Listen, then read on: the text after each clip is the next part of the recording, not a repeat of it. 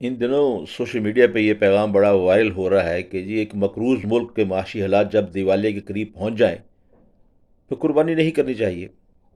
میں اس کا جواب آج اسلامی نقطہ نگاہ سے نہیں بلکہ خالصتاً دنیاوی طور پہ جمع تفریق کے حساب سے دینا چاہتا ہوں۔ باقی فیصلہ آپ کا ہے۔ عید الاضحیٰ پر ایک اندازے کے مطابق 4 کھرب روپے سے زیادہ کا مویشیوں کا کاروبار ہوتا ہے۔ تقریباً 23 ارب روپے کسائی مزدور وغیرہ جو اس سے کماتے ہیں۔ 3 ارب روپے سے زیادہ کا چارہ ان جانوروں کے لیے فروخت ہوتا ہے۔ گویا دنیا کا سب سے بڑا کاروبار اسی عید پر ہوتا ہے۔ اب اس کی نتائج کی طرف نگاہ دوڑائیں آپ۔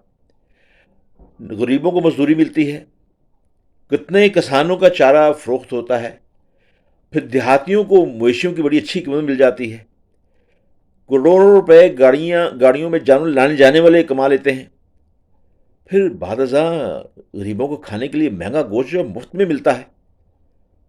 کھالیں جو ہیں کئی 100 ارب روپے میں فروخت ہوتی ہیں، اور ایک تحقیق کے مطابق چمڑے کی فیکٹریوں میں کام کرنے والے 12 لاکھ افراد کو 6 ماہ تک مزید کام سے فرصت نہیں ملتی۔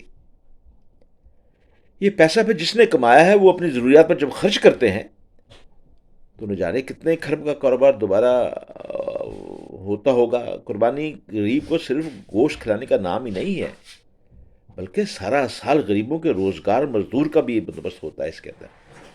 دنیا کا کوئی ملک کروڑوں اربوں روپے امیروں پر ٹیکس لگا کر پیسہ غریبوں میں بانٹنا شروع کر دے تو تب بھی غریبوں کو اور ملک کو اتنا فائدہ نہیں ہوگا جتنا کہ اللہ کی اس ایک سنت کو، ایک حکم کو ماننے میں ایک مسلمان ملک کو فائدہ ہوتا ہے۔